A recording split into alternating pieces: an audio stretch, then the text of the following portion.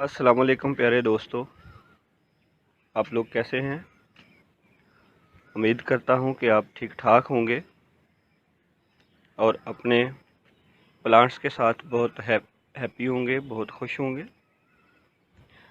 आज मैं आपके साथ ये एक ट्रिक शेयर करने लगा हूं कि अगर आपके पास मिर्चों के पौधे हैं या शिमला मिर्चों के पौधे हैं और वो बहुत पुराने हो गए हैं और उन पे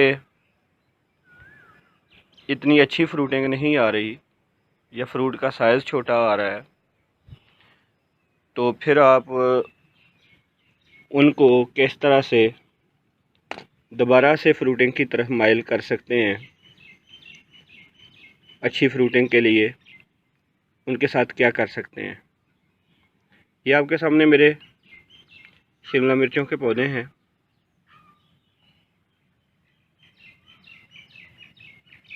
ये पिछले साल सितंबर में ये लगाए थे और अब आके इनकी जो ग्रोथ है बड़ी स्लो हो गई है। अगरचे इन पे फ्लावरिंग जो है वो हो रही है, लेकिन इनके पत्ते जो हैं ये येलो होना शुरू हो गए हैं, मुड़ना शुरू हो गए हैं और डी शेप होना शुरू हो गए हैं। तो इसके लिए क्या करेंगे कि ये इनको दोबारा से एक्टिव वेजिटेटिव ग्रोथ फेज़ में डालना पड़ेगा दोबारा से ये, ताकि सेहतमंद ब्रांचेस जो हैं वो बनाएं। आजकल मानसून सीज़न है, जुलाई की आज 16 तारीख है। तो इसके लिए हम क्या करेंगे कि इनको पार्ट से तकरीबन हाफ फुट यानी 6 इंच के फासले पे हम इनको काट देंगे। ये टोटल प्लांट की हाइट जो है वो 1.5 फुट है। ड्वार्फ वैरायटी है ये। अगर आपके पास इससे लंबी हाइट वाला है तो आप 1 फुट के फासले पे काटें। तो इनको मैं क्या करूँगा अब कि इनको 6 इंच के फासले पे काट दूँगा। जी तो डियर, वेलकम बैक। अब आपने प्रूनिंग से पहले 3 काम करने हैं। एक काम तो ये कि ये जो इसमें पुरानी जड़ी बूटियाँ, ये पुराना पौधा है तो जड़ी बूटियाँ इसमें यकीनन उग आती हैं, तो सबसे पहले इनको रिमूव करना है।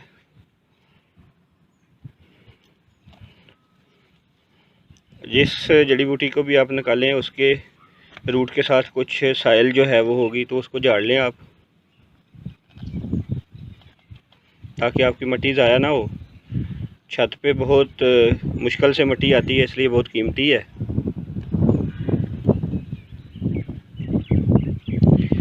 इसके बाद दूसरा काम आपने ये करना है, इनमें थोड़ा सा जो है वो ये गोबर खाद डाल देनी है और ये गोबर खाद आप इनकी थोड़ी सी गोडी करने के बाद इसमें मिक्स करेंगे। ये 1 साल से पुरानी गोबर खाद है मेरे पास और इसमें थोड़ी सी मैंने गार्डन सॉइल भी मिला ली है, क्योंकि आजकल गर्मी है और गर्मी में गोबर खाद जो है वैसे बड़ी हीट खारिज करती है, गर्म होती है, तो आपकी प्लांट्स की रूट्स जो हैं उनको ना जला दे कहीं।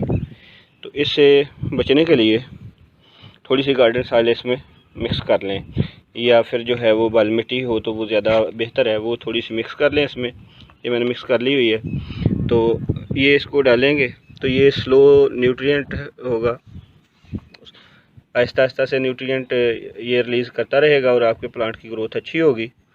उसके बाद तीसरा काम आपने ये करना है कि इनको फिर पानी दे देना है और पानी देने के बाद जो है वो फिर 6 इंच पे आपने इनकी प्रूनिंग करनी है। बारीक नोक वाला टूल लेके तो आप इसकी तकरीबन 1.5 से 2 इंच तक गहराई में चारों तरफ से इसकी गोडी कर दें।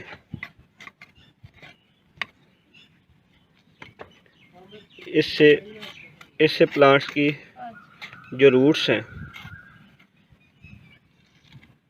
इनमें एरेशन होगी, ये बेहतर हो जाएंगी।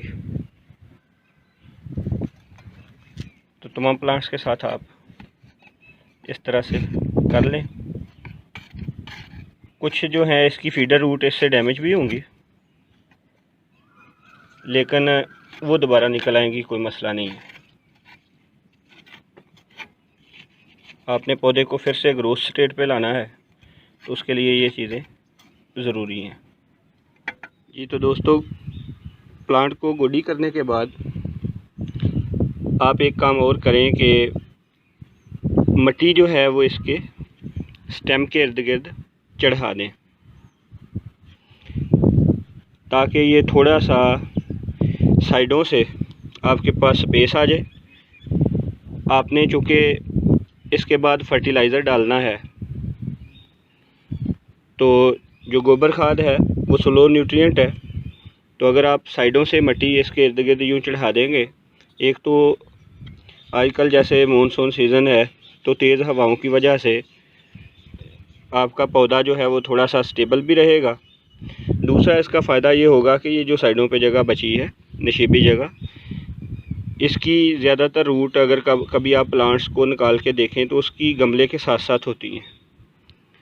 तो अगर आप साइडों पे इसको स्पेस दे देते हैं तो फिर आप यहाँ पे गोबर खाद ऐड कर दें, तो उससे आपकी फीडिंग रूट्स जो हैं उनको ज़्यादा से ज़्यादा न्यूट्रिएंट मिलेंगे। जी तो दोस्तों, ये देखें आप, ये इसके इर्द गिर्द जो है वो मिट्टी चढ़ा दी है गोडी करने के बाद इन तमाम प्लांट्स पे।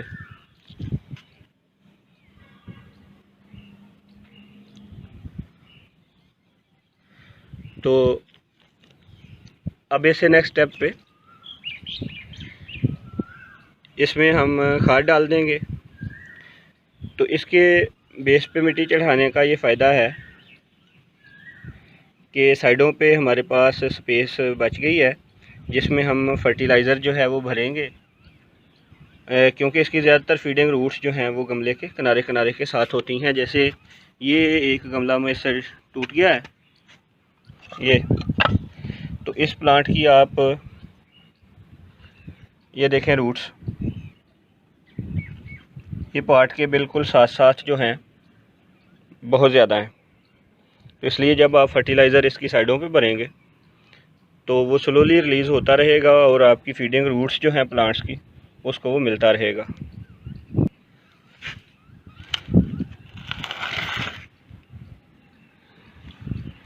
तो ये फर्टिलाइज़र भरते वक्त आपने इतना ख्याल रखना है कि इतना ज़्यादा फर्टिलाइज़र ना भर दें कि इसमें पानी की जो कैपेसिटी है वही ख़त्म हो जाए। इसलिए थोड़ा थोड़ा फर्टिलाइज़र इसमें आप भरते जाओ।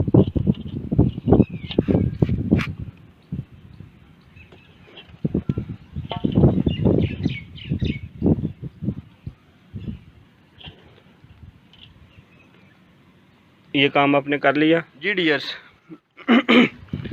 अब ये वीडिंग हमने कर ली, जड़ी बूटियों को निकाल दिया, उसके बाद गोडी कर ली, ये फर्टिलाइज़र भी ऐड कर दिया। अब फाइनल स्टेप पे हम इसकी 6-6 इंच की प्रूनिंग कर लेंगे। और पानी तो आज इसको नहीं देंगे क्योंकि ये बारिश होना शुरू हो गई है, तो उस वजह से इसको ऐसा रहने देंगे। लेकिन ये है कि इसकी 6-6 इंच ऊपर से प्रूनिंग कर लेंगे। जिस तरह से ये हमारे पास प्लांट है, तो इसको इस तरह से हम प्रून कर देंगे। अब इसकी जो नई ब्रांचेज़ हैं वो इंशाल्लाह कुछ दिनों तक निकल आएंगी। ये पुरानी ब्रांचेज़ हमने इसकी इस तरह से उतार देनी है। तमाम प्लांट्स के साथ ऐसा ही। जी डियर्स, ये हमने इन तमाम प्लांट्स की हार्ड प्रूनिंग कर दी है।